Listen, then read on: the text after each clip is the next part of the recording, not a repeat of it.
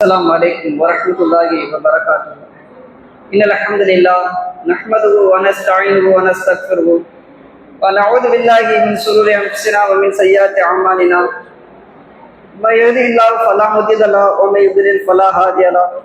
وأشهد أن لا إله إلا الله وأشهد أن محمدا عبده ورسوله. أما بعد فقد قال الله تعالى في القرآن العظيم والفرقان المجيد. فأعوذ بالله من الشيطان الرجيم. بسم الله الرحمن الرحيم.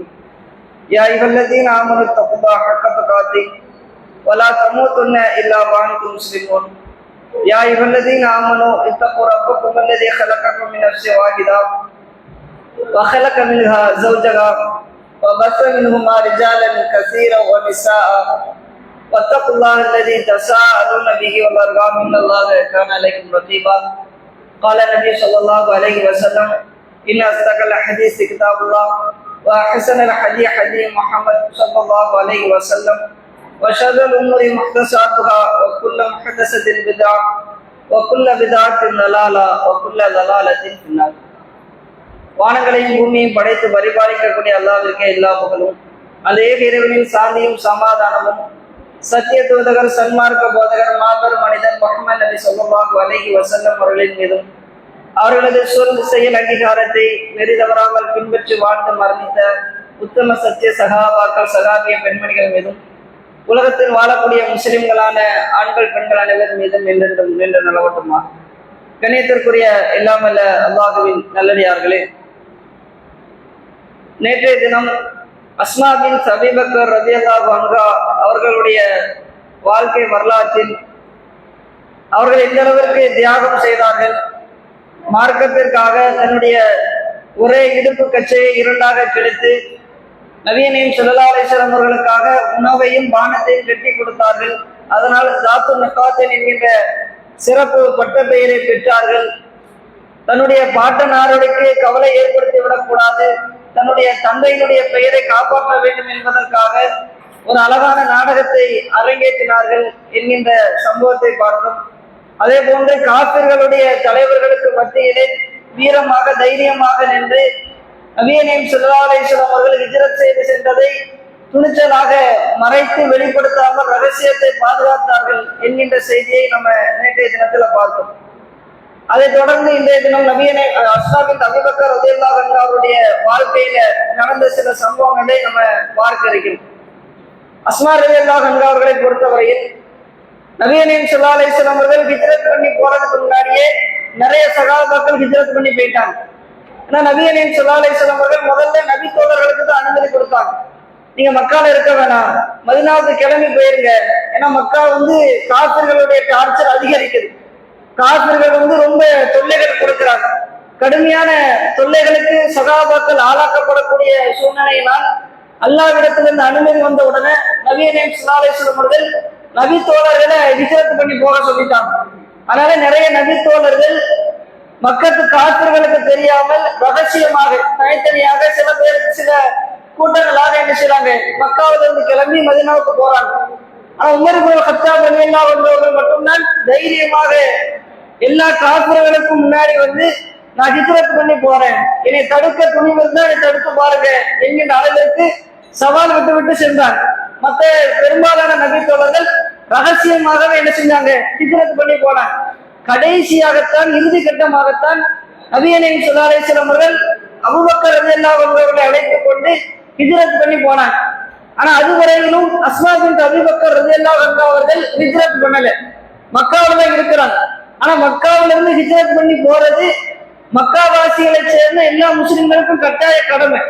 ரசூலுல்லாஹ் காலத்தில் அந்த நேரத்தில் அல்லாஹ் அது கட்டாய கடமையாக ஆக்கியிருந்தான். கட்டாயமாக ஹிஜ்ரத் பண்ணி போயிடணும். ஏன்னா மக்கா வாழ்வதற்கு தோதுவான ஒரு இடம் கிடையாது, வணங்குவதற்கு ஒரு தோதுவான இடம் கிடையாது. ஆனா மதீனா அப்படி கிடையாது. அங்க ஒரு இஸ்லாமிய ஆட்சி அமைய போகுது, முஸ்லிம்களுக்கு ஒரு அமைதியான நிலமாக மதீனா நிலம் இருக்குது. அதனால மதீனாவிற்கு கட்டாயமாக ஹிஜ்ரத் பண்ணி வந்துவிட வேண்டும் என்பதாக அல்லாஹ்வுடைய கட்டளை இருந்தது. அதனால எல்லா சகாபாக்களும் என்ன செஞ்சுட்டாங்க, யாரெல்லாம் தங்களால் ஹிஜ்ரத் செய்து செல்ல முடியுமோ எல்லாருமே ஹிஜ்ரத் செஞ்சு போயிட்டாங்க. ஆனா அஸ்மா ரலியல்லாஹு அன்ஹா மட்டும் என்ன செய்யல, ஹிஜ்ரத் பண்ணி போகல, அபூபக்கருடைய வீட்டுல இருந்தாங்க. ஏன் அவங்க ஹிஜ்ரத் செய்யவில்லை என்று சொன்னால் அந்த நேரத்தில் அஸ்மா பின் அபூ பக்கர் ரலியல்லாஹு அன்ஹு அவர்கள் கர்ப்பிணி பெண்ணாக இருந்தாங்க. வயிற்றுல கருவை சிசுவை சுமந்து கொண்டிருந்தாங்க. அதனால்தான் அவங்க ஹிஜ்ரத் செய்து செல்வதை தாமதப்படுத்தினாங்க. நபியனையும் ஸல்லல்லாஹு அலைஹி வஸல்லம் அவர்களும் அபூபக்கரையும் ஹிஜ்ரத் செய்து சென்று கிட்டத்தட்ட 10 இருந்து 20 நாட்களுக்குள்ளாக அதன் பிறகுதான் அஸ்மா என்ன செய்றாங்க, ஹிஜ்ரத் பண்ணி போறாங்க. அஸ்மா சொல்லும் பொழுது, நான் நிறை மாத கர்ப்பிணியாக ஆனதற்கு பிறகு மக்காவிலிருந்து மதீனாவிற்கு ஹிஜ்ரத் செய்து செல்ல நான் ஆரம்பித்தேன் என்று சொன்னாங்க. நிறை மாத கர்ப்பிணினா 9 மாசம் அடைந்து விட்டது என்று சொன்னால் நிறை மாத கர்ப்பிணின்னு சொல்லுவாங்க. 9 மாசத்துல இருந்து ஒரு 10 நாட்களுக்கு மேலாக குழந்தை பிறப்பதற்கு வாய்ப்பு உண்டு. 9 மாசம் ஆகிட்டாலும் நிறை மாதம் என்று சொல்லுவாங்க. அது ஒரு பாதுகாப்பான ஒரு நிலையை அடைந்தது. அதன் பிறகு எப்போ வேண்டுமானாலும் குழந்தை பெருக்கலாம் என்கின்ற ஒரு நிலை. அஸ்மா சொல்றாங்க, நான் நிறை மாத கர்ப்பிணி என்கின்ற நிலையை அடைந்ததற்கு பிறகு மக்காவிலிருந்து மதீனாவிற்கு ஹிஜ்ரத் செய்து செல்வதற்கு தயாராகி நான் ஹிஜ்ரத் பயணத்தை புறப்பட்டேன். இது அஸ்மா சொல்றாங்க. இது கவனிக்க வேண்டிய முக்கியமான விஷயம். ஏன்னா கர்ப்பிணி பெண் என்பது இந்த நம்முடைய காலத்தை எடுத்துக்கங்க. இங்க இருந்து திருநெல்வேலிக்கு போறதுக்கே நாக்குத்தழு, கர்ப்பிணியாக இருந்து திருநெல்வேலிக்கு கொண்டு போறதுக்கே போதும் போதும் என்று ஆகி விடுகிறது. 9 மாசம் ஆயிடுச்சுன்னா அதுவும் நாம எப்படி போறோம், கார்ல சொகுசாக போறோம். இங்க 50 கிலோமீட்டர் 60 கிலோமீட்டர் இருக்கக்கூடிய தூரத்தை வெறும் 1.5 மணி நேரம் 2 மணி நேரத்துல சென்று நம்ம என்ன செஞ்சிடலாம், அடைஞ்சிடலாம். அது நடந்து போறது இல்லை, கார்ல போய் சொகுசாக இறங்குறோம். அப்படி போறதே நமக்கு பெரும்பாடாக இருக்குது. ஆனா நபியனையும் ஸல்லல்லாஹு அலைஹி வஸல்லம் காலத்தை எடுத்து பாருங்க. அந்த காலத்துல கார்லாம் கிடையாது, எந்த சொகுசு விமானங்கள் எதுவுமே கிடையாது.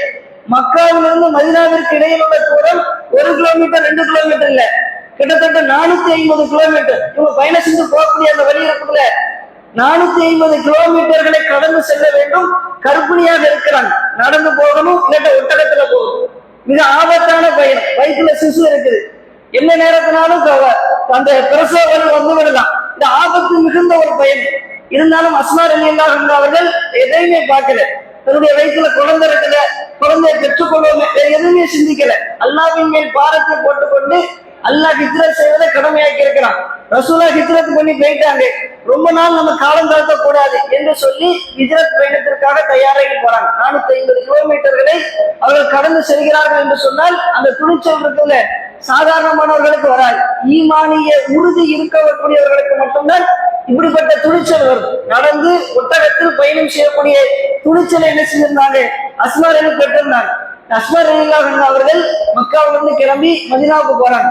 அந்த 450 கிலோமீட்டர்களை கடந்து குபா என்கின்ற இடத்தில், மதீனாவின் ஆரம்ப இடத்தில் அங்க போய் என்ன செய்றாங்க, இறங்குறாங்க.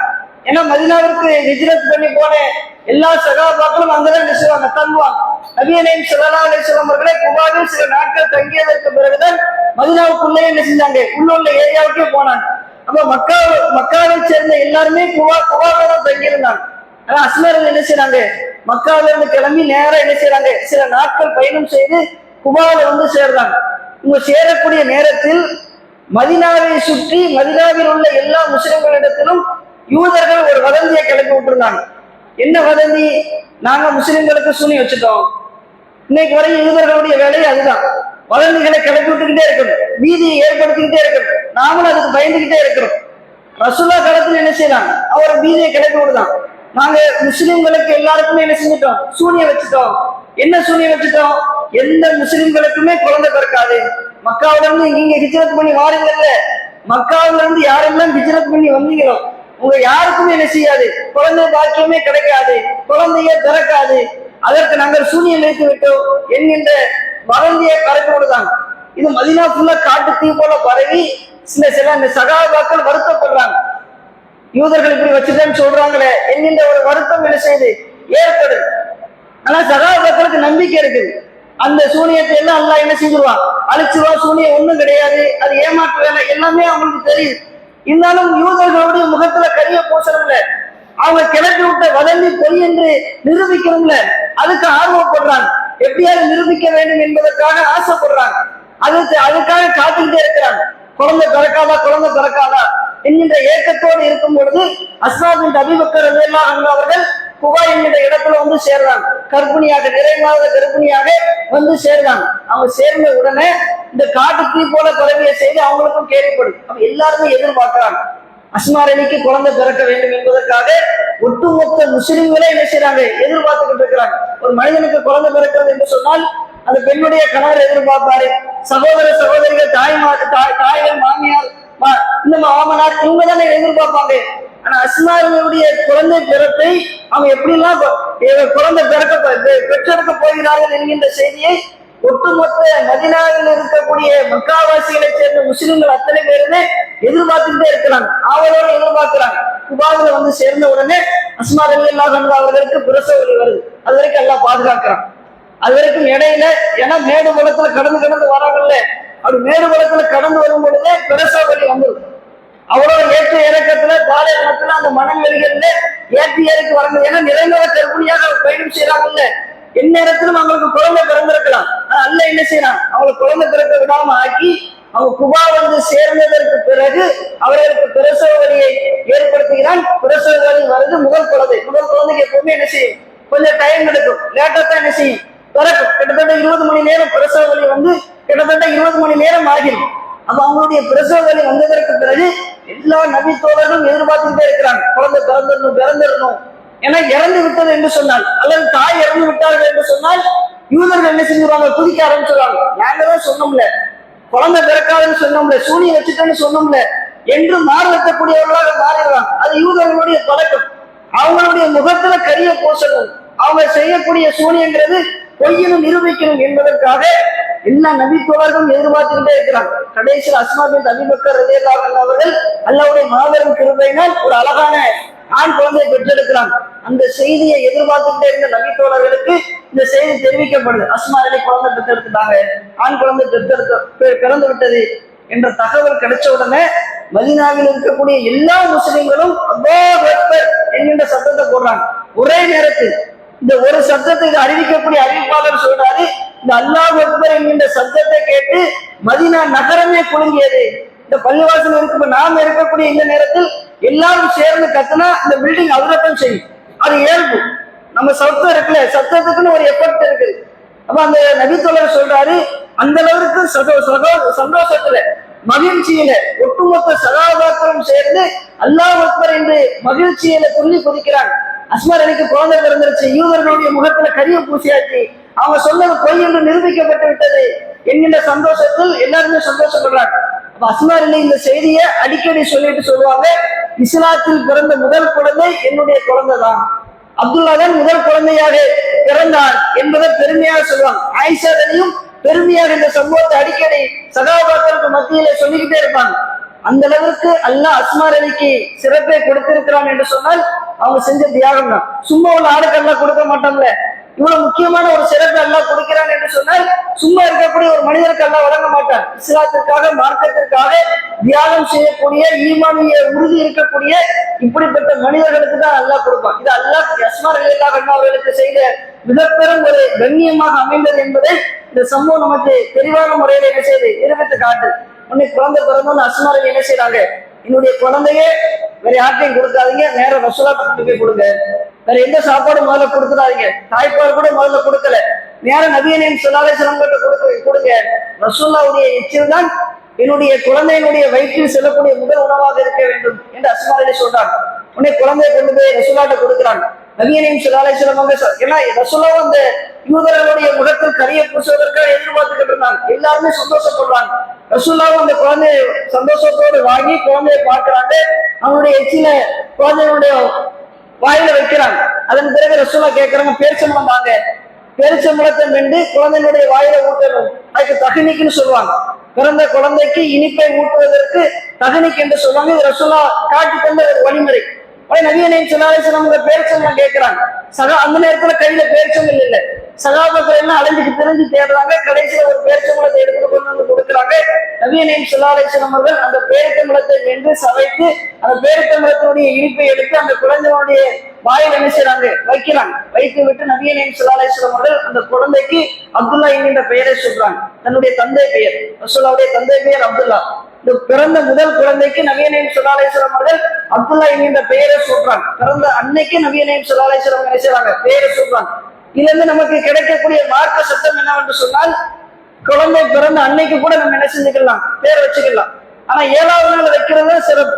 நபியனையும் ஸல்லல்லாஹு அவர்கள் குழந்தை பிறந்த 7வது நாளில் அக்கீகா கொடுங்க. ஆண் பிள்ளையாக இருந்தா 2 ஆடு, பெண் பிள்ளையாக இருந்தா 1 ஆடு அக்கீகா கொடுத்து அன்றைய தினத்தில் பெயர் வையுங்க என்று நபியனையும் ஸல்லல்லாஹு சொல்லியிருக்கிறாங்க. 7வது நாள்ல அக்கீகா கொடுத்து அன்னைக்கு பெயர் வைப்பது மிகச்சிறந்தது, நிறைய நன்மைகள். ஆனா முதல் நாளே பேர் வைக்க வேண்டும் என்று சொன்னாலும் முதல் நாள் என்ன செஞ்சுக்கலாம், பேர் வச்சுக்கலாம். ரசூலுல்லாஹ் அப்துல்லாவுக்கு முதல் நாள் என்ன செஞ்சாங்க, அஸ்மாவுடைய மகனுக்கு அப்துல்லா என்கின்ற பெயரை முதல் நாளே வச்சாங்க. மரியம் அலைஹிஸ்ஸலாம் அவர்கள் ஈசா நபியை பெற்றெடுத்தாங்கல்ல, ஈசா நபி பிறந்த அன்னைக்கு ஈசாவுக்கு ஈசா என்கின்ற பெயரை அல்லாஹ் என்ன செஞ்சான், சூட்டிட்டான். இப்படி முதல் நாள் சூட்டுவதற்கு என்ன செய்யுது, ஆதாரம் இருக்குது. அதற்கு இந்த சம்பவம் ஒரு ஆதாரமாக இருக்கு. தகனீக் என்கின்ற இனிப்பை ஊட்டுவதும் நபிவர்களுடைய வழிமுறை என்பதற்கு ஆதாரமாக இருக்கு. ஆனா பாங்கு வலது காதல பாங்கும் இடது காதல இக்காமத்தும் சொல்லணும் என்கின்ற பழக்கம் இன்னைக்கு சில முஸ்லிம்களிடத்துல இருக்கு. அதுக்கு ஆதாரம் கிடையாது. நபியனையும் ஸல்லல்லாஹு அவர்கள் பாங்கு இக்காமத்து சொல்ல வேண்டும் என்று இருக்கிறது என்று சொன்னால் அப்துல்லா என்கின்ற குழந்தைக்கு வலது காதல பாங்கும் இடது காதல இக்காமத்தும் சொல்லியிருப்பாங்க. ஆனா சொல்லலாம் என்ன செய்யல, ஆதாரம் இல்லை, அப்படி ரசூலுல்லாஹ் சொல்லல. அப்ப அதை நம்ம என்ன செய்யக்கூடாது, செய்யக்கூடாது. விதத்தான வழிமுறை என்கின்ற சட்டத்தையும் இந்த சமூகத்திலிருந்து நம்ம தெரிந்து கொள்ள வேண்டும். அடுத்ததாக அஸ்மா பின்த் அபீ பக்கர் ரலியல்லாஹு அன்ஹு அவருடைய வாழ்க்கை மதீனாவிற்கு வந்ததற்கு பிறகு அவங்களுடைய வாழ்க்கை, குடும்ப வாழ்க்கை எப்படி இருந்தது என்பதை பற்றி அஸ்மா ரலியே சொல்றாங்க.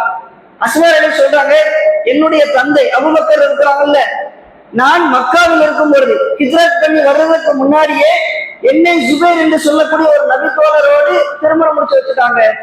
அஸ்மா ரலி சொல்றாங்க, எனக்கு ஜுபைர் என்பவரோடு என்னுடைய தந்தை திருமணம் முடிச்சு வச்சுட்டாங்க. ஜுபைர் என்பவர் ஒரு ஏழையாக இருந்தார். அஸ்மா ரலி சொல்றாங்க, அபூபக்கர் எப்படிப்பட்டவர், ஒரு வியாபாரி, மிக பெரும் ஒரு வியாபாரி, வியாபாரத்திலே நல்ல லாபம் சம்பாதிக்கக்கூடிய ஒரு மனிதர். அபூபக்கர் நினைத்திருந்தால் தன்னுடைய மூத்த மகள் அஸ்மா ரலியை, பாசத்திற்குரிய மகளை ஒரு பெரும் வியாபாரிக்கு, பணக்காரருக்கு திருமணம் முடிச்சு கொடுத்திருக்கலாம். ஆனா அபூபக்கர் என்ன செய்யல, பணத்தை பார்க்கல, ஈமானத்தை பார்த்தாங்க. யார் இடத்துல சிறந்த ஈமான் இருந்தது, ஜுபைர் அலிக்கு சிறந்த ஈமான் இருந்தது என்று சொல்லி ஜுபைர் அலிக்கு தன்னுடைய மகளை திருமணம் முடிச்சு கொடுக்கிறார். இந்த ஜுபைர் அலி என்பவர் சாதாரணமான ஒரு நபி தோழர் கிடையாது. அஷரத்துல் முபஷ்ஷரா என்று சொல்றாங்க. 10 சொர்க்கத்திற்கு நற்செய்தி சொல்லப்பட்ட 10 நபி தோழர்கள் ரசூலுல்லாஹ் ஒரே நேரத்தில் அபூபக்கர் ஃபில் ஜன்னா, உமர் ஃபில் ஜன்னா, உஸ்மான் ஃபில் ஜன்னா, அலி ஃபில் ஜன்னா, அபூ உபைதா ஃபில் ஜன்னா, ஜுபைர் இப்னு அவ்வாம் ஃபில் ஜன்னா, தல்ஹா இப்னு உபைதுல்லாஹ் ஃபில் ஜன்னா, சஅத் இப்னு அபி வக்காஸ் ஃபில் ஜன்னா, சயீத் இப்னு ஸைத் ஃபில் ஜன்னா என்று சொல்லி, அப்துர் ரஹ்மான் இப்னு அவுஃப் ஃபில் ஜன்னா என்று சொல்லி 10 நபி தோழர்களுடைய பெயர்களை குறிப்பிட்டு இந்த 10 பேரும் சொர்க்கவாசி என்று நபியையும் ஸல்லல்லாஹு அலைஹி வஸல்லம் சொன்னாங்க. இந்த 10 நபி தோழர்கள் தான் சகாபாக்கள்ல டாப். இவங்கதான் முதல் நிலை சகாபாக்கள். மற்ற எல்லா சகாபாக்களும் எந்த ஒரு விஷயமாக இருந்தாலும் முதல்ல இந்த நபி தோழர்களிடத்தில் தான் ஃபர்ஸ்ட் ஆலோசனை கேட்பாங்க. அந்த அளவுக்கு மிக முக்கியமான நபி தோழர்களாக இந்த 10 பேர் இருந்தாங்க. அந்த 10 பேர்ல ஒருத்தர் தான் இந்த ஜுபைர் ரலியல்லாஹு அன்ஹு அவர்கள். அப்படிப்பட்ட ஜுபைர் அலிக்கு தான் தன்னுடைய மகளை அபூபக்கர் ரலியல்லாஹு அன்ஹு அவர்கள் திருமணம் முடிச்சு கொடுக்கிறாங்க. ஆனா ஜுபைர் அலி பணக்காரர் கிடையாது, அவருக்கு பொருளாதாரம் கிடையாது, ஏழையான மனிதராக இருக்கிறார். அபூபக்கர் ரலியல்லாஹு அன்ஹு அவர்கள் தன்னுடைய மகளை நினைச்சிருந்த பணக்காரருக்கு திருமணம் முடிச்சு கொடுத்திருக்கலாம். ஏன்னா அபூபக்கர் அலி ஒரு வியாபாரி, வியாபாரத்திலே கை தேர்ந்தவர். ஆனா அபூபக்கர் அலி பணத்தை பார்க்கல, தன்னுடைய மகள் ஈமான் உள்ள ஒரு இடத்திலே சென்று சேர வேண்டும் என்று சொல்லி ஈமானிலே உறுதியாக இருக்கக்கூடிய, உயர்ந்த ஈமானை பெற்றிருக்கக்கூடிய ஜுபைர் இப்னு அவ்வாம் என்று சொல்லக்கூடிய ஒரு மனிதருக்கு திருமணம் முடிச்சு கொடுக்கிறாங்க. அஸ்மா ரலி சொல்றாங்க, என்னை என்னுடைய தந்தை ஜுபைரோட திருமணம் முடிச்சு கொடுத்தாங்க. ஆனா ஜுபைர் என்பவர் ஏழையாக இருந்தார். அவருக்கு இருந்த சொத்து என்ன தெரியுமா? அஸ்மா ரலி சொல்றாங்க, என்னுடைய கணவருக்கு இருந்த சொத்துக்கள் ஒரு ஒட்டகம், ஒரு குதிரை, இந்த 2 தான் சொத்து. இதை தவிர எந்த அடிமையும் கிடையாது, வேற எந்த சொத்து பத்துக்களும் கிடையாது. என்னுடைய கணவருக்கு இருந்த சொத்துக்களே ஒரு குதிரையும் ஒரு ஒட்டகமும் மட்டும்தான் என்று அஸ்மா ரலி சொல்றாங்க. ஏன்னா ரசூலுல்லாஹ் காலத்தில் முஸ்லிம்களிலே குதிரை வீரர்கள் என்று சொல்லி இருப்பாங்க. அப்படி குதிரை வீரர்கள் 2 பேர் தான் இருந்தாங்க. அந்த 2 பேர்ல ஒருத்தர் ஜுபைர் அலி. ஏன்னா குதிரை வீரர் என்பவர் முக்கியமானவர். போர்க்களத்துல குதிரை வீரர்களுக்கு தனி முக்கியத்துவம் உண்டு. போர் வெற்றி பெற்றால் போர் செல்வம் கிடைக்கும்ல, அந்த போர் செல்வத்தில் காலாட் படையை சேர்ந்தவர்களுக்கு 1 பங்கு கொடுத்தால் குதிரை படையை சேர்ந்தவர்களுக்கு 2 பங்கு ரசூலுல்லாஹ் கொடுப்பாங்க. அந்த அளவுக்கு குதிரைப்படை வீரர்கள் முக்கியமானவர்கள். ஆனா ரசூலுல்லாஹ் காலத்தில் முஸ்லிம்களாக 2 குதிரை வீரர்கள் தான், ஆரம்ப கட்டத்தில் 2 குதிரை வீரர்கள் தான் இருந்தாங்க. அதுல ஒருத்தர் தான் ஜுபைர் அலி. அந்த போர்க்களத்திற்காக அந்த குதிரையை அவங்க என்ன செஞ்சிருந்தாங்க, வச்சிருந்தாங்க. இன்னொன்னு ஒட்டகம் இருந்தது. இந்த 2 தான் என்னுடைய கணவருக்கு இருந்த ஒரே சொத்து. வேற எந்த சொத்துக்களும் என்ன செய்யாது, என்னுடைய கணவருக்கு கிடையாது. அதன் பிறகு ஒரு போரிலே ஜெயித்ததற்கு பிறகு ஒரு நிலத்தை நபியனையும் ஸல்லல்லாஹு அலைஹி வஸல்லம் அவர்கள் போர் செல்வமாக என்னுடைய கணவருக்கு ஒதுக்கி தந்தாங்க. ஒரு தோட்டம் இருந்தது. அந்த தோட்டம் என்னுடைய வீட்டிலிருந்து 3 கிலோமீட்டர் தொலைவில் இருக்கு. அஸ்மா ரலி சொல்றாங்க, மொத்தம் 3 சொத்துக்கள். ஒன்னு ஒட்டகம், இன்னொன்னு குதிரை, இன்னொன்னு தோட்டம். தோட்டம் எங்க இருக்குது? வீட்டுல இருந்து 3 கிலோமீட்டர் தள்ளி இருக்குது.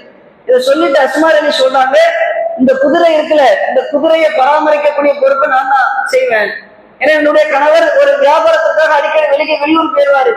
அடிக்கடி போர்க்களத்துல ஈடுபடுவதற்காக வெளியூர் போயிடுவாரு. பெரும்பாலும் வீட்டுல இருக்க மாட்டாரு. அதனால் குதிரையை பராமரிக்கக்கூடிய வேலையை நான் தான் பார்த்தேன். ஒரு பெண்ணாக குதிரையை பராமரிப்பது என்பது ரொம்ப கஷ்டமான வேலை. அஸ்மா ரலி சொல்றாங்க, குதிரைக்கு தேவையான பொருட்களை நான் தான் எடுத்து கொடுப்பேன். குதிரைக்கு தேவையான தண்ணீரை நான் தான் இறைச்சி கொடுப்பேன். குதிரையை நான் தான் மேய்ச்சிட்டு வருவேன். குதிரையை பராமரிக்கிறது, குளிப்பாட்டுறது, எல்லா வேலையும் நான் தான் பார்ப்பேன். குதிரையை மேய்க்கிறது, பராமரிக்கிறது இருக்கலே ரொம்ப ரொம்ப கஷ்டமான வேலை, ரொம்ப சிரமமான வேலை. ரொம்ப கஷ்டப்பட்டு அதை பார்த்தேன். குதிரையை பராமரிக்கிறது மட்டும் எனக்கு வேலை கிடையாது. ஒட்டகத்தை நான் தான் பராமரிப்பேன். ஒட்டகத்துக்கு தேவையான தண்ணீரை நான் தான் இறைச்சி கொடுப்பேன். ஒட்டகம் இருக்கையில விலங்கினங்களிலேயே அதிகமாக நீர் குடிக்கக்கூடியது ஒட்டகம் தான். ஒட்டகம் அதிகமான நீரை குடிக்கும். அந்த ஒட்டகத்துக்கு நீர் இறைக்கக்கூடிய வேலை யாரு பாப்பா? அஸ்மா ரலி தான் பார்ப்பாங்க. நிறைய தண்ணீரை இறைச்சி ஒட்டகத்துக்கு என்ன செய்யணும்? ஊட்டணும். அதுவே பெருவேலை.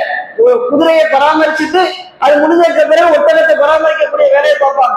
ஒட்டகத்துக்கு தண்ணீர் இறைச்சி ஊற்றுவாங்க. ஒட்டகம் இருக்கிறதுக்கு தீவனத்திற்காக அஸ்மா ரலி சொல்றாங்க, பேரித்தம்பழத்தினுடைய கொட்டைகள் இருக்குல்ல, அந்த பேரித்தம்பழத்தினுடைய கொட்டைகள் எல்லாத்தையும் எடுத்து அதை நன்றாக நசுக்கி நைத்து பொடி பொடியாக ஆக்கி அதைத்தான் என்னுடைய ஒட்டகத்திற்கு நான் தீனியாக கொடுப்பேன். இந்த வேலையெல்லாம் நான் பார்த்தேன். டெய்லி என்ன செய்வாங்க? குதிரையை தனியா பராமரிப்பாங்க.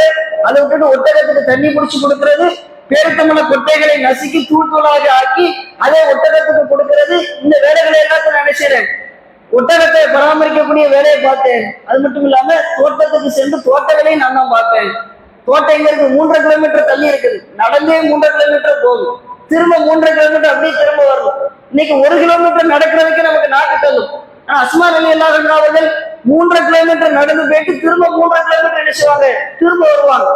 இந்த அளவுக்கு குடும்ப வேலைகளை சிரமமாக இருந்தாலும் அவங்க அதை என்ன செய்யறாங்க? ஏற்று பார்க்கிறாங்க. அதோட அஸ்மா ரலி சொல்றாங்க, இது மட்டும் கிடையாது, என்னுடைய கணவனுடைய தோல்பை கிழிந்து விட்டது என்று சொன்னால் அதை தைக்கக்கூடிய வேலையை நான் தான் பார்ப்பேன். இவ்வளவு வேலைகளையும் நான் பார்ப்பேன். எல்லா வேலையை விடவும் குதிரைகளை பராமரிக்கக்கூடிய வேலைதான் எனக்கு ரொம்ப கஷ்டமான வேலையாக இருந்தது. இருந்தாலும் குடும்பத்திற்காக நான் இந்த கஷ்டங்களை எல்லாம் தாங்கி கொண்டேன். என குடும்பத்திற்காக கஷ்டப்படுவது எல்லாம் நமக்கு வீணான காரியம் கிடையாது. அது உலக காரியம் கிடையாது. அல்லாஹ்வுக்காக செய்தால் எல்லாத்துக்குமே நன்மை கிடைக்கும்.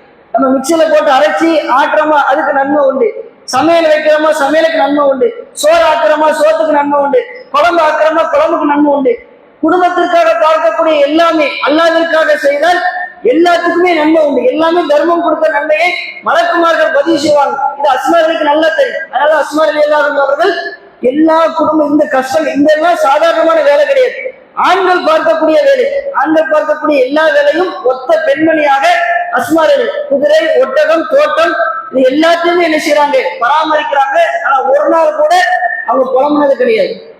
தன்னுடைய தந்தையிட்ட போய், என்னுடைய தந்தையே இப்படிப்பட்ட ஒரு ஆளுக்கு என்னைய போய் கல்யாணம் முடிச்சு கொடுத்துருக்கீங்களே, எவ்வளவு பெரிய ஏழையா இருக்கிறாரு, நான் எவ்வளவு கஷ்டப்படுதுன்னு தெரியுமா? ஒட்டகத்தை பராமரிக்கிறேன், குதிரையை பராமரிக்கிறேன், இதுக்கு என்னைய பெற்றீங்களா? இப்படிப்பட்ட ஒரு இடத்துல என்னைய கல்யாணம் முடிச்சு கொடுப்பீங்க என்று ஒரு வார்த்தை கூட சொன்னது கிடையாது. தன்னுடைய கணவர்கிட்ட வந்துட்டு, உன்னை கெட்டினதுல இருந்து நான் நிம்மதியாவே இருக்கல, உன்னை கெட்டினதுல இருந்து நான் கஷ்டத்தை தான் அனுபவிக்கிறேன், இவரை ஒட்டகத்தை பராமரிக்கணும், குதிரையை பராமரிக்கணும், இந்த வேலையில நான் பார்க்கணுமா என்று கணவர்கிட்ட ஒரு வார்த்தை சொன்னது கிடையாது. கணவத்தையும் புலம்புனது கிடையாது, தன்னுடைய தந்தையிடத்திலும் புலம்புனது கிடையாது. மார்க்கத்திற்காக, இஸ்லாத்திற்காக நன்மையை எதிர்பார்த்து குடும்பத்திற்காக இவ்வளவு கஷ்டத்தையும் என்ன செய்யறாங்க. தொடர்ச்சியாக அஸ்மா ரலி சொல்றாங்க, நான் ஒரு தடவை என்னுடைய தோட்டத்திற்கு போயிட்டு 3 கிலோமீட்டர் நடந்து போயிட்டாங்க. போயிட்டு தோட்டத்தில் உள்ள வேலைகள் எல்லாம் பார்த்து முடித்து விட்டு தோட்டத்தில் இருந்த பேரிச்சம்பழத்தை எல்லாம் ஒரு கூடையில எடுத்துக்கொண்டு தலையில சுமந்து மறுபடியும் தோட்டத்துல இருந்து வீட்டுக்கு வராங்க. 3 கிலோமீட்டர் ஏற்கனவே போயாச்சு. அதுவே ரொம்ப டயர்டா இருக்கு. தோட்டத்தில் உள்ள வேலையெல்லாம் பார்த்தாச்சு. பேரிச்சம்பழ கொட்டையெல்லாம் பொறுக்கி தலையில வைத்துக்கிட்டு சுமந்துக்கிட்டு திரும்ப வராங்க. அப்ப எவ்வளவு டயர்டா இருப்பாங்க, எவ்வளவு அசதியாக இருப்பாங்க. அப்படி நடந்து வந்துகிட்டு இருக்கிறாங்க. வரக்கூடிய நேரத்தில் நபியரையும் ஸல்லல்லாஹு அலைஹி வஸல்லம் அவர்கள் சகாபாக்களோடு வராங்க. ஏதோ ஒரு பயணத்திற்கு போறப்போ எதுக்கோ போயிட்டு நபியரையும் ஸல்லல்லாஹு அலைஹி வஸல்லம் அவர்கள் அன்சாரி தோழர்களோடு என்ன செய்யறாங்க? படை பட்டாளத்தோடு வராங்க. ரசூல்லா அஸ்மார் அலியை பார்த்தோம்னா ரசூல்லாக்கு தெரிஞ்சிருச்சு போறது அஸ்மார் அலி தான். ஏன்னா அஸ்மார் அலிய தங்கை ஆயிஷா அலியை தான் ரசூல்லா திருமணம் முடிச்சிருந்தாங்க. அதனால அஸ்மார் அலியை ரசூல்லாக்கு நல்லா தெரியும். அஸ்மார் அலியை பார்த்த உடனே ரசூல்லாக்கு நல்லா தெரிஞ்சிச்சு அஸ்மார் அலி ரொம்ப கஷ்டப்படுறாங்க, இன்னும் ரொம்ப டயர்ட்ல அசதியில என்ன செய்யறாங்க, திரும்ப போய்கிட்டு இருக்கிறாங்க. ரசூல்லாக்கு இது தெரிஞ்ச உடனே தன்னுடைய ஒட்டகத்தை நேரம் அஸ்மார் அலி பக்கத்துல கொண்டு போய் நிப்பாட்டுறாங்க. ஒட்டகத்தை நிக்க சொல்றாங்க. நின்ன உடனே நபியனையும் சொல்லாலை சிலவர்கள் தன்னுடைய ஒட்டகத்துல சொல்றாங்க, ஒட்டகமே உட்காரு உட்காரு என்று சொல்றாங்க. ஒட்டகம் அப்படியே கீழே உட்காரு. ரசூலா எதுக்கு இதை செய்யறாங்க என்று சொன்னால் அஸ்மார் அலியை ஏற சொல்றாங்க. அஸ்மார் அலிகிட்ட பேசல, ஆனா ரசூலா நடவடிக்கையில காட்டுறாங்க. அஸ்மார் அலிக்கு சிரமம் இருக்குது, ரொம்ப கஷ்டப்படுறாங்க, அதனால அவங்களை என்ன செய்யணும், ஒட்டகத்துல வச்சு நம்ம கூட்டு போவோம். ஏன்னா ரசூல்லா ஆன்மீக தலைவர் மட்டும் கிடையாது, மதீனாவிற்கு அரசாங்க தலைவரும் கூட. ஒரு தலைவராக இருக்கிறாங்க. தலைவராக இருக்கக்கூடியவங்க குடிமக்களுடைய அந்த கஷ்டங்களை நீக்குறது அவங்களுடைய பொறுப்பா இருக்குது. அந்த அடிப்படை நபியனையும் ஸல்லல்லாஹு அலைஹி வஸல்லம் அவங்க அஸ்மார் அலி ஒரு பெண்மணியாக தன்னந்தனியாக வீதியில நடந்து போறாங்க, ரொம்ப சிரமம் ஏற்படுத்தி நடந்து போறாங்க என்பதற்காக, அவருடைய சிரமத்தை குறைக்க வேண்டும், பாதுகாப்பாக கொண்டு செல்ல வேண்டும் என்பதற்காக ஒட்டகத்துல ஏற சொன்னாங்க. ஆனா அஸ்மார் அலி என்ன செய்யறாங்க, தலையை அப்படி கீழே போட்டு அப்படியே அமைதியா இருக்கிறாங்க, எதுவுமே பேசல. ரசூலாட்ட ஒரு வார்த்தை கூட பேசல. ரசூலாவும் எந்த வார்த்தையும் பேசல. ரசூலா ஒட்டகத்தை அமர சொல்லிட்டாங்க, ஒட்டகம் அமர்ந்துருச்சு. ரசூலா தன்னை ஏற சொல்றாங்க என்று அஸ்மார் அலிக்கு தெரியும். இருந்தாலும் அஸ்மார் அலி ஏறல, தலையை கீழே குனிந்து அமைதியா இருக்கிறாங்க. உடனே ரசூலாவுக்கு தெரிஞ்சிருச்சு அஸ்மார் அலி வெட்கப்படுறாங்க, கூச்சப்படுறாங்க, அதனாலதான் ஏறல, அவங்க ஏற மாட்டாங்க என்பதை விளங்கி விட்டு நபியனையும் ஸல்லல்லாஹு அலைஹி வஸல்லம் அவர்கள் தன்னுடைய ஒட்டகத்தை கிளம்பி அங்கிருந்து என்ன செய்யறாங்க, கிளம்பிட்டாங்க. ரசூல்லாவும் சகாபாக்களும் சென்றதற்கு பிறகு அஸ்மார் அலி தனியாக என்ன செய்யறாங்க, வாராங்க, வந்து வீட்டுக்கு வராங்க. வீட்டுக்கு வந்தோடனே கணவர் வராரு. வந்தோடனே கணவர்கிட்ட நடந்த சம்பவத்திலாம் சொல்றாங்க, இந்த தோட்டத்துக்கு போனேன், திரும்ப வந்துகிட்டு இருந்தேன், ரசூல்லா வந்தாங்க, ஒட்டகத்தை அமர சொன்னாங்க, இனி ஏற சொன்னாங்க, நான் ஏறல. ஏன் ஏறவில்லை என்று சொன்னால் ஆண்களோடு வருவதற்கு நான் வெட்கப்பட்டேன். அஸ்மாருடைய வார்த்தையை பாருங்க. இன்னைக்கு இது மிக முக்கியமான ஒரு வார்த்தை இந்த காலத்துக்கு. அஸ்மார் அலி சொல்றாங்க, ஆண்களோடு வருவதற்கு நான் வெட்கப்பட்டேன். எந்த ஆண்கள்? நபித்தோழர்கள். நபித்தோழர்களை விட சிறந்த மனிதர்கள் யாருமே கிடையாது. ரசூலா சொன்னா கைருக்கும் கருதி, என்னுடைய சமுதாயத்திலே மிகச்சிறந்தவர் என்னுடைய தலைமுறையை சேர்ந்தவர்கள், சகாபாக்கள் மிகச்சிறந்தவர் என்பதாக ரசூலா சொல்லி இருக்கிறாங்க. அப்படிப்பட்ட நபித்தோழர்கள் இருக்கிறாங்க. நபித்தோழர்களோடு வருவதற்கு நான் வெட்கப்பட்டேன். கூட பாதுகாப்புக்கு யார் இருக்கா? ரசூலா இருக்கிறார். ரசூலாவை மீறி வேற யார் பாதுகாப்புக்கு வேணும்? நபியனையும் ஸல்லல்லாஹு அலைஹி வஸல்லம் அவர்களை நம்பி தாராளமாக ஏறி வரலாம். ஆனா அஸ்மார் அலி சொல்றாங்க, அந்த வெட்க உணர்வை வெளிப்படுத்துறாங்க. வெட்க உணர்வு என்பது ஒரு முஸ்லிமுக்கு கட்டாயமாக இருக்க வேண்டிய பண்பு. வெட்கம் ஈமானில் பாதி, ஈமானில் ஒரு அங்கம் என்பதாக நபியனையும் ஸல்லல்லாஹு அலைஹி வஸல்லம் சொல்லி தந்திருக்கிறாங்க. வெட்கம் இல்லைன்னா நம்மகிட்ட ஈமானே இருக்காது.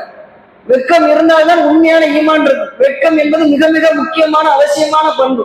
ஷைத்தான் நம்மை விட்டும் அகற்ற வேண்டும் என்று நினைக்கக்கூடிய முதல் பண்பு வெட்கம் என்ற பண்புதான். ஆதம் அலைஹிஸ்ஸலாம் அவர்களும் ஹவ்வா அலைஹிஸ்ஸலாம் அவர்களும் தடுக்கப்பட்ட பழத்தை சாப்பிட்டாங்கல்ல, சாப்பிட்ட உடனேயே அவங்களுடைய வெட்கத்தனம் வெளியே தெரியும். உடனே சொர்க்கத்தினுடைய இலைகளை எடுத்து வெட்கத்தனத்தை அவங்க என்ன செய்றாங்க, மறைக்கிறாங்க. சைத்தானுடைய சதிவலை வெட்கத்தை போக்கணும், அதுதான் சைத்தானுடைய சதிவலை. ஆதம் நபி இடத்துல இருந்து அதை ஆரம்பிச்சுதான். அந்த வெட்கத்தை நம்ம எந்த அளவுக்கு அதிகமாக ஆக்க முடியுமோ அந்த அளவுக்கு அதிகமாக என்ன செய்யணும், ஆக்கணும். அதன் ஈமானிலே நம்மளை உறுதியாக ஆக்கும். அஸ்மார் ரலியல்லாஹு அன்ஹா அவர்கள் வீரமிக்க பெண்மணியாக இருந்தாலும் ஆண்களோட வருவதற்கு நான் வெட்கப்பட்டேன் என்று சொல்லிட்டு இரண்டாவது காரணத்தை சொல்றாங்க. நான் ஏறி வராம இருந்ததுக்கு ரெண்டு காரணம். ஒன்று, ஆண்களோடு வருவதற்கு வெட்கப்பட்டேன். இரண்டாவது காரணம், உங்களுடைய ரோஷ உணர்வு எனக்கு ஞாபகம் வந்தது. தன்னுடைய கணவரை பார்த்து சொல்றாங்க, ஜுபைர் அவர்கள் கடுமையான ரோஷ குணம் கொண்டவர்கள். ரோஷம் வந்துடும். பிற ஆண்களோடு தன்னுடைய மனைவி வருவதை அவன் ஏற்றுக்கிடவே மாட்டாங்க. பிற ஆண்களுடைய ஒட்டகத்துல பயணிச்சு வருவதை ஜுபைரை என்ன செய்வாங்க, ஏற்றுக்கிடவே மாட்டாங்க. ரோஷ உணர்வில் உச்சகட்டமாக இருக்கக்கூடியவர்கள் ஜுபைர் ரலியல்லாஹு அன்ஹு அவர்கள். அது அஸ்மார் அலி சொல்றாங்க தன்னுடைய கணவர்கிட்ட, ஜுபைர் அவர்களே, என்னுடைய கணவரே, உங்களுடைய ரோஷ உணர்வு என்னுடைய ஞாபகத்துக்கு வந்தது. உங்களுக்கு கஷ்டம் வந்து விடக்கூடாது, உங்களுடைய ரோஷ உணர்வினால் உங்களுக்கு மன கஷ்டம் ஏற்பட்டு விடக்கூடாது என்பதற்காகவும் நான் ஏன் வரல. நடந்தாலும் பிரச்சனை இல்லை, கஷ்டப்பட்டாலும் பிரச்சனை இல்லை என்று சொல்லி நான் நடந்தே வந்துட்டேன் என்று சொன்னாங்க. இதுதான் பெண்மணிக்கு இருக்க வேண்டிய மிக முக்கியமான பண்பு, மனைவிக்கு இருக்க வேண்டிய மிக உயர்ந்த பண்பு. தன்னுடைய கணவனுடைய இயல்பான குணத்தை புரிந்து நடத்து.